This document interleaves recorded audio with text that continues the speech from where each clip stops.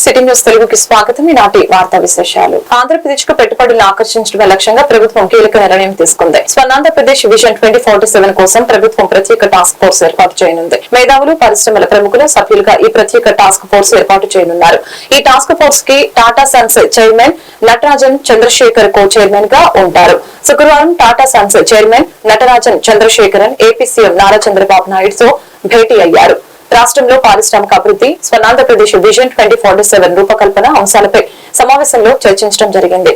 అనంతరం సిపిఐ ప్రతినిధుల బృందం కూడా చంద్రబాబుతో భేటీ అయ్యారు. ఏపీ ప్రభుత్వం త్వరలోనే నూతన పారిశ్రామిక విధానం తీసుకుని రానుంది. ఈ విధానం గురించి చంద్రబాబు సిపిఐ ప్రతినిధులతో చర్చించారు. ఇక అమరావతిలో సిపిఐ భాగస్వామ్యంతో state of centre for global leadership సంస్థ ఏర్పాటుకి నిర్ణయం తీసుకున్నారు. విశాఖ స్థానిక సంస్థల కోట ఎమ్మెల్సీ ఎన్నికల్లో వైఎస్ఆర్ కాంగ్రెస్ పార్టీ సీనియర్ నేత ఏపీ మాజీ మంత్రి బొత్స సత్యనారాయణ ఏకగ్రీవంగా ఎన్నికయ్యారు. ఈ మేరకు ఎన్నికల సంఘం అధికారిక ప్రకటన చేసింది. బొత్స సత్యనారాయణ ఎన్నిక ప్రకటన తర్వాత విశాఖ కలెక్టరేట్ దగ్గర సందడి వాతావరణం నెలకొంది. జాయింట్ కలెక్టర్ నుంచి ఎమ్మెల్సీగా ఎన్నికైన సర్టిఫికేట్ తీసుకున్న తర్వాత బొత్స మీడియాతో మాట్లాడారు. బీఫామ్ ఇచ్చిన, పోటీకి ప్రోత్సహించిన పార్టీ అధ్యక్షుడు వైఎస్ జగన్మోహన్ రెడ్డికి, సహకరించిన జిల్లా నేతలకి ప్రతి ఒక్కరికి కృతజ్ఞతలు తెలిపారు.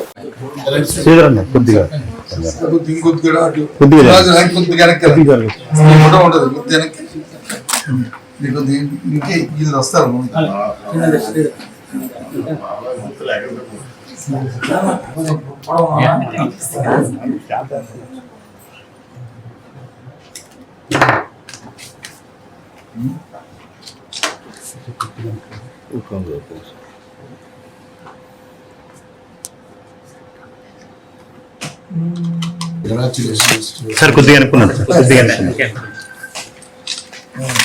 ఈ సర్టిఫికేట్ తర్వాత సార్ ఇటు thank you.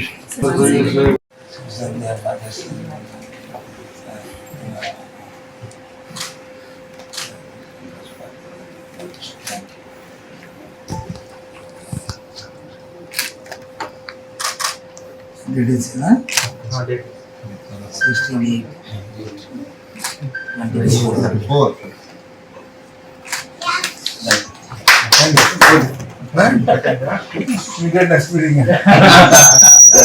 Next official meeting. Yes, sir. The board can attend all the meetings. Repalle పట్టణంలో ఈ రోజు అన్న క్యాంటీన్ ప్రారంభించడం జరిగింది. ఆంధ్రప్రదేశ్ రెవెన్యూ శాఖ మంత్రి అనగాని సత్యప్రసాద్ చేతుల మీదుగా ఈ కార్యక్రమాన్ని నిర్వహించడం జరిగింది. ఈ సందర్భంగా ఆయన మాట్లాడుతూ ప్రతి పేదవాడికి 5 రూపాయలకి భోజనం అందించేలాగా ఏ ఒక్కరు కూడా ఆకలితో ఉండకూడదని సీఎం చంద్రబాబు నాయుడు ఉప ముఖ్యమంత్రి పవన్ కళ్యాణ్ కలిసి నిర్ణయం తీసుకున్నారని తెలియజేశారు. గత ప్రభుత్వ పాలకులు గతంలో ఉన్న అన్న క్యాంటీన్లని తీసేసి పేదవాడి పట్టుకొట్టారని దుయ్యపట్టడం జరిగింది. ప్రతి పేదవాడికి అనేక సంక్షేమ కార్యక్రమాలు అందిస్తూ అభివృద్ధికి కృషి చేస్తున్నాం.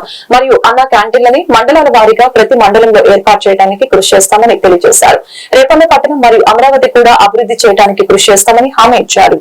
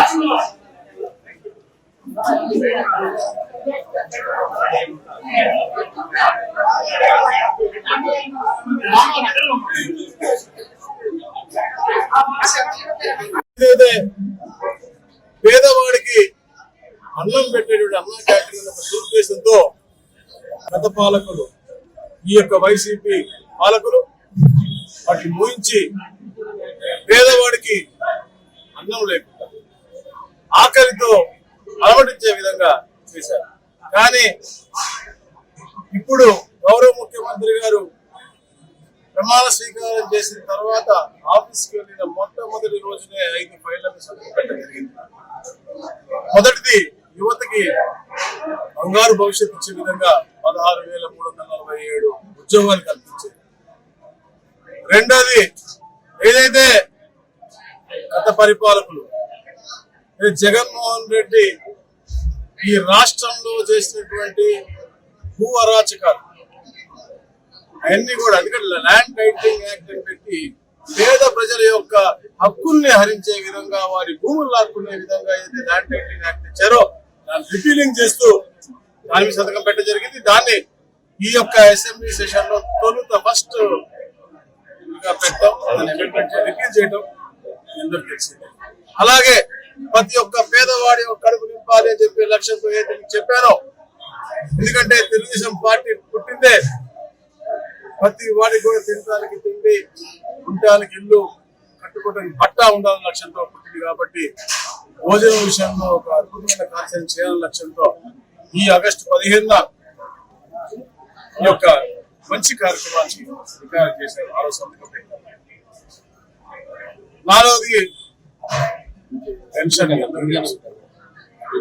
పెరిగిన ధరల్లో పెన్షన్ సరిపోవట్లేదు, చాలా మంది బాధపడతారు. గతంలో కూడా పెన్షన్ 100 రూపాయలు చేసినా, దాన్ని 1000 రూపాయలు చేసినా, దాన్ని మళ్ళా 2000 పెంచి 3000 చేస్తామని చెప్పింది కూడా తెలియజేయ హయాంలో. మరి ఒకేసారి 1000 రూపాయలు పెంచి ప్రతి ఒక్క పేదవాడి కళలో ఆనందం ఉండే విధంగా అది కూడా 1వ తారీఖు అధికారులందరూ కూడా ప్రజాప్రతినిధులతో పాటు కలిసి పూర్తిగా, అంటే మొన్న 1వ తారీఖు 97% ఇచ్చారంటే అధికారుల యొక్క చొరతను వారు నిజంగా అభినందనదాయకమైన తెలియజేస్తా ఉన్నాం. అది మరి ముఖ్యంగా స్కిల్ అసెస్మెంట్ కూడా ఈ యొక్క రాష్ట్రంలో స్కిల్ అసెస్మెంట్ చేసి వారి యొక్క నైపుణ్యత మీద. బాపట్ల జిల్లా అద్దంకి పట్టణంలో అన్న క్యాంటీన్ విద్యుత్ శాఖ మంత్రి గొట్టిపాటి రవికుమార్ ప్రారంభించారు. అనంతరం మీడియాతో మాట్లాడారు. కేవలం 5 రూపాయలకే పేదవాడి ఆకలి తీర్చే అన్న క్యాంటీన్ ప్రారంభించడం సంతోషంగా ఉందని తెలిపారు. అన్న క్యాంటీన్ మెనూని పరిశీలించి ఆయన అనంతరం అక్కడ ఉన్న ప్రజలకు అల్పాహారాన్ని వడ్డించారు. వారితో కలిసి తాను అల్పాహారాన్ని తిన్నారు.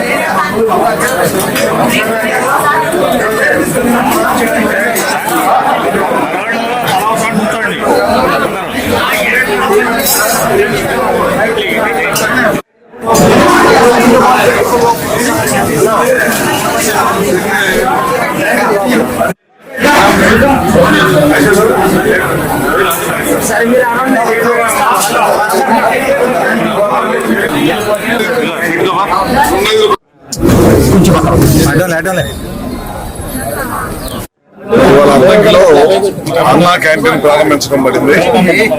గడిచిన 5 సంవత్సరాల్లో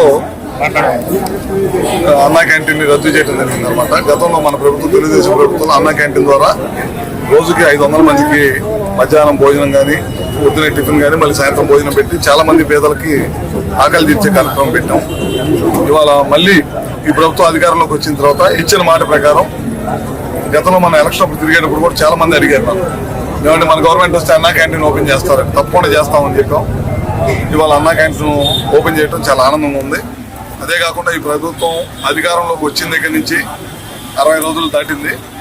ప్రతి నెల కూడా ఏదో ఒక కార్యక్రమం, మంచి కార్యక్రమం తీసుకుంటాం, ముందుకెళ్తున్నాం. ఫస్ట్ పెన్షన్లు తీసుకున్నాం. ఇచ్చిన మాట ప్రకారం 3000 నుంచి 4000 చేసాం. వికలాంగులకైతే 3000 నుంచి 6000 చేసాం. పూర్తి వికలాంగులకైతే దాదాపు 15,000 రూపాయల దాకా పెంచడం జరిగింది అనమాట. ఒక కార్యక్రమం చేసాం. అదేవిధంగా ఇంకోటి ముఖ్యమైన కార్యక్రమం ఏంటంటే ప్రజల్ని భయప్రాంతులు చేసే ల్యాండ్ చట్టం, దాన్ని రద్దు చేయటం, ల్యాండ్ టైటిలింగ్ యాక్ట్ ని రద్దు చేయడం జరిగింది అనమాట. ముఖ్యంగా అంటే ప్రజల్ని ఒక దుర్మార్గుడు పరిపాలన నుంచి విముక్తి కలిగించాం. ఎందుకంటే ల్యాండ్ టైటిలింగ్ ద్వారా కొన్ని వేల ఎకరాలని దోచుకోవాలని ప్రయత్నం చేశారు.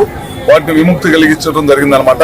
రెండోది ఇవాళ మంచి కార్యక్రమం చేసుకుంటా ఉన్నాం అనమాట.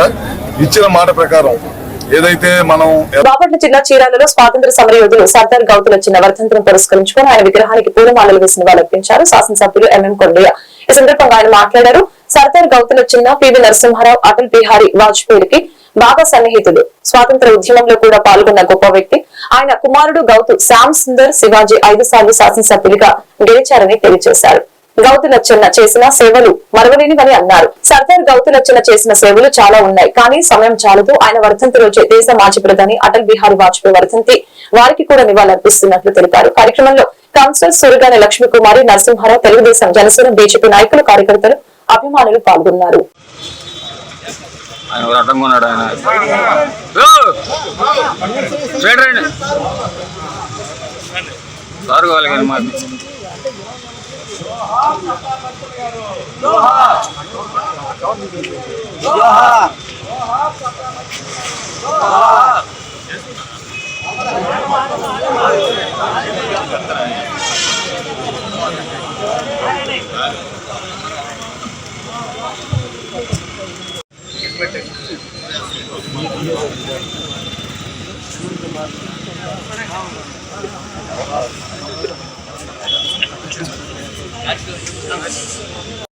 నమస్కారాలు.